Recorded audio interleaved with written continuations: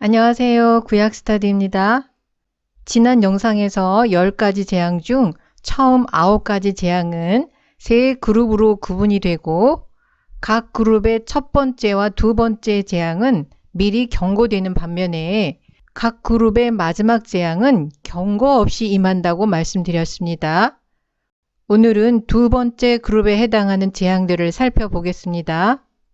내가 만일 내 백성을 보내지 아니하면 내가 너와 내 신하와 내 백성과 내 집들에 파리떼를 보내리니 애굽 사람의 집집에 파리떼가 가득할 것이며 그들의 거하는 땅에도 그러하리라.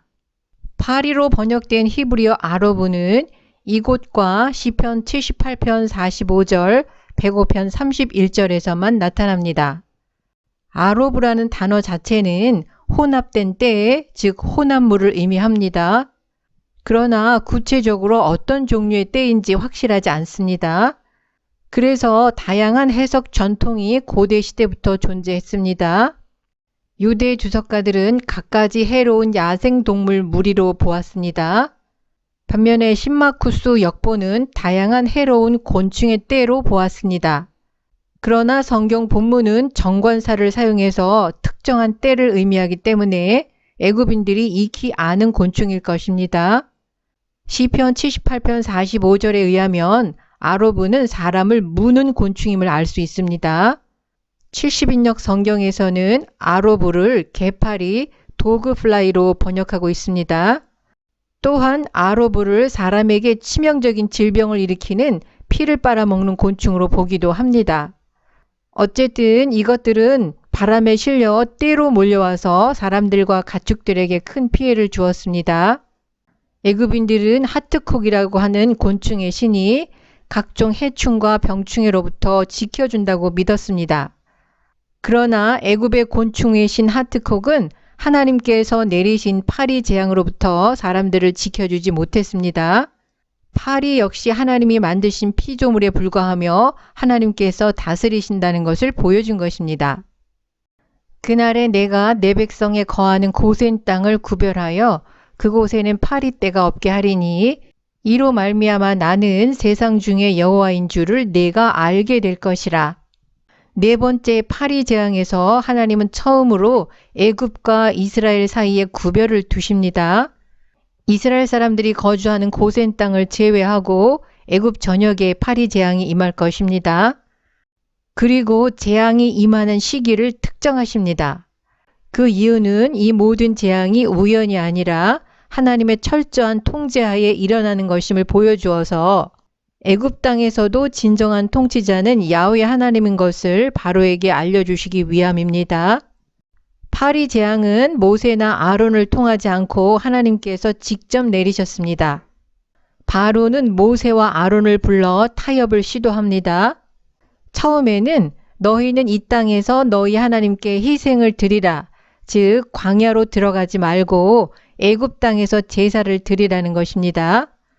그러나 모세는 하나님께 희생을 드리는 것은 애굽 사람이 싫어하기 때문에 애굽 사람이 보는 데서 제사를 드리면 애굽인들이 돌로 칠 것이니 하나님께서 명하신 대로 사흘길쯤 광야로 들어가서 제사를 드리겠다고 타협안을 거절합니다.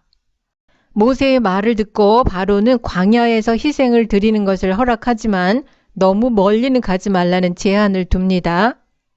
야훼 하나님께서 이스라엘은 바로의 백성이 아니라 야훼의 백성임을 계속해서 말씀하시는데도 바로는 여전히 이스라엘에 대한 주권이 자기에게 있다고 생각합니다.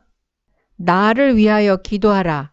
바로는 재앙이 누구로부터 왔는지 분명히 알고 있을 뿐만 아니라 재앙을 그치게 하기 위해서는 겸손하게 하나님께 탄원해야 한다는 것도 알고 있었습니다.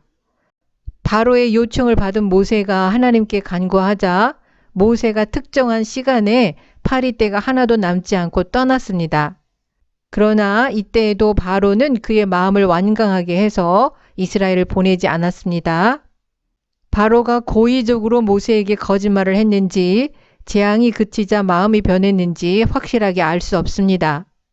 많은 사람들이 위기의 때에 하나님께로 돌아섰다가 상황이 좋아지면 즉시 하나님께 등을 돌리는 모습을 보입니다.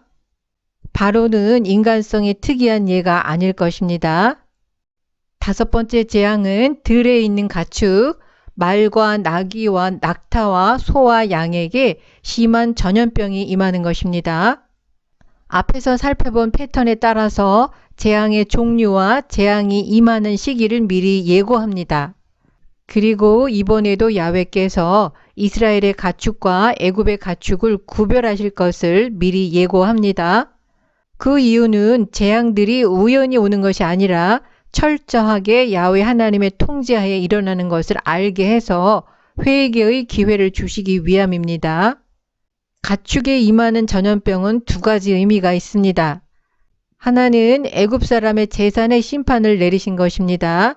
다른 하나는 애굽인들이 섬기는 거짓 신들에 대한 심판입니다. 애굽의 신들은 반수반인의 모습으로 묘사됩니다. 그리고 애굽 종교에서 몇몇 동물들을 신성하게 여겼습니다. 야훼 하나님께서 애굽인들이 신성하게 여기는 동물들을 전염병으로 죽이심으로써 그들이 헛된 것을 섬기고 있음을 드러내신 것입니다. 사랑과 미의 신 하토르는 암소의 모습으로 묘사됩니다. 다산의 신인 아피스는 황소의 모습으로 묘사됩니다. 여호와의 손이라는 표현은 야훼의 능력을 말할 때 사용되는 특별한 단어입니다. 이것은 전염병이 야훼의 능력에 의한 것임을 분명히 하고 있습니다. 아론은 아무 행동도 하지 않았습니다. 야훼께서 직접 재앙을 내리셨습니다.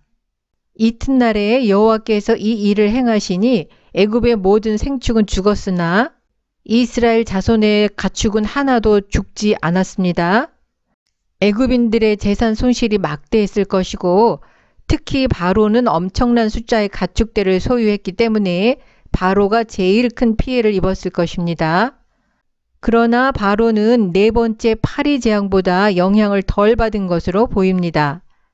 왜냐하면 이번에는 어떤 타협안도 제시하지 않았기 때문입니다. 바로는 이스라엘 자손들이 거주하는 고센 땅에 사람을 보내서 이스라엘 자손에 속한 가축은 하나도 죽지 않았음을 확인까지 하고도 마음이 완강해서 이스라엘 자손을 보내지 않았습니다. 전염병으로 가축들을 죽이는 다섯 번째 재앙으로 죽음이라는 모티프가 시작됩니다. 다음 재앙에서는 죽음의 그림자가 사람을 향할 것입니다. 이전 영상에서 말씀드린 대로 여섯 번째 재앙부터 하나님이 바로의 마음을 완악하게 하셨다는 언급이 나타납니다. 재앙의 대상도 가축에서 사람으로 옮겨가고 사람이 겪는 재앙도 사람의 몸이 겪는 고통에서 마음이 겪는 고통으로 나아갑니다. 이제 재앙이 더 강력해집니다. 그리고 재앙 중에서 처음으로 인간의 생명을 직접적으로 위태롭게 합니다. 이 재앙은 가장 강력한 재앙인 10번째 재앙에 대한 예고였습니다. 너희는 풀무의 제 두 움큼을 가지고 모세가 바로의 목전에서 하늘을 향하여 날리라. 그 재가 애굽 온 땅에 티끌이 되어 애굽 온 땅의 사람과 짐승에게 붙어서 독종이 발하리라. 여섯 번째 재앙은 화덕의 재가 땅에 티끌이 되고 그것이 사람과 짐승에게 붙어서 악성 종기가 되는 재앙입니다. 바로가 가축의 죽음에 의해서 영향을 받지 않자 이번에는 애굽인들 몸에 재앙을 보내십니다. 악성 종기는 부스럼으로 솟아올라 퍼지는 종기입니다. 욥이 바로 이 악성 종기에 시달렸습니다. 그리고 고통이 심하기로 악명 높은 질병임에 틀림없습니다.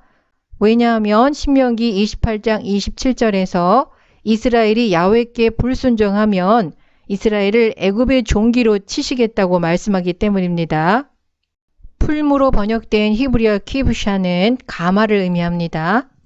아마도 벽돌 굽는 데 사용된 가마로서 이스라엘 백성들에게 부과한 강제 노역과 관련이 있을 것입니다. 때로는 하나님은 심판 속에서 그들의 죄를 보여주십니다.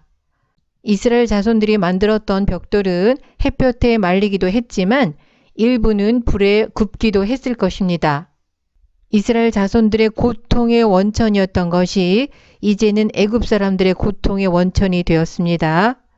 두 움큼의 재를 하늘을 향해 날리라는 것은 아마도 재앙이 하늘로부터 임하는 것임을 바로가 직접 목격하도록 하는 상징적인 행위로 보입니다.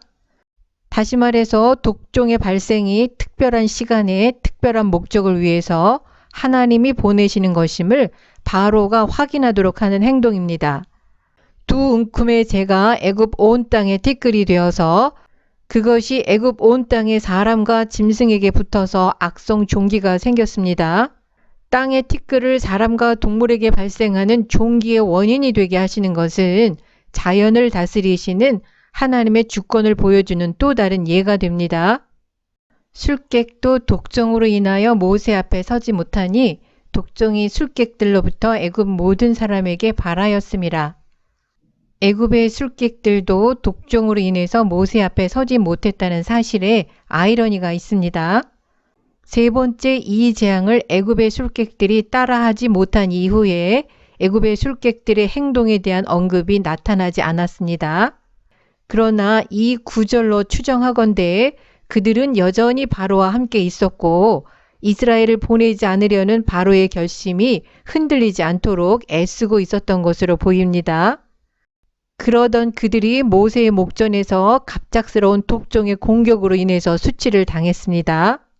술객들이 가진 요술로도 자기들의 몸에 독종이 생기는 것을 막을 수 없었다는 사실은 그들의 무능력함을 확실하게 드러내었습니다. 그들은 모세와 바로의 얼굴을 다시 볼 용기를 내지 못했을 것으로 보입니다. 왜냐하면 술객들에 대한 언급은 더 이상 나타나지 않기 때문입니다. 독종이 술객들로부터 애굽 모든 사람들에게 생겼다는 언급만 있고 이스라엘 자손들에게는 독종이 생기지 않았다는 확실한 언급이 없지만 모세와 아론은 물론 이스라엘 자손들에게도 독종이 생기지 않은 것으로 추정됩니다. 애굽인들이 섬기는 신들이 그들을 보호하지 못했습니다. 애굽인들이 질병을 다스리는 신이라고 믿었던 사자 머리를 한 여신 세크메트의 무능력함이 드러났습니다. 치유의 여신 이시스도 치유 과학의 수호자인 의학의 신 이모템 역시 무능함이 입증되었습니다. 가축들에게 임한 전염병과 여섯 번째 독종 재앙은 야훼는 질병과 건강에도 주권을 갖고 계신다는 것을 애굽인들과 이스라엘 자손들에게 보여주었습니다. 바로는 이번에도 타협안을 제시하지 않았습니다. 그러나 여호와께서 바로의 마음을 강팍하게 하셨으므로 그들을 듣지 아니하였으니 재앙이 시작된 이후로 처음으로 야훼께서 바로의 마음을 완악하게 하셨다고 언급하고 있습니다. 재앙이 시작되기 전에 4장 21절과 7장 3절에서 하나님이 바로의 마음을 완악하게 하시겠다고 선언하셨지만 실제로 하나님이 바로의 마음을 완악하게 하신 것은 여섯 번째 재앙 이후부터임을 알 수 있습니다. 바로가 스스로의 마음을 계속해서 완악하게 해서 더 이상 돌이킬 수 없는 지점에서 하나님이 바로의 마음을 완악하게 하신 것을 알 수 있습니다. 세 번째 그룹의 재앙들은 다음 영상에서 다루겠습니다. 시청해 주셔서 감사합니다.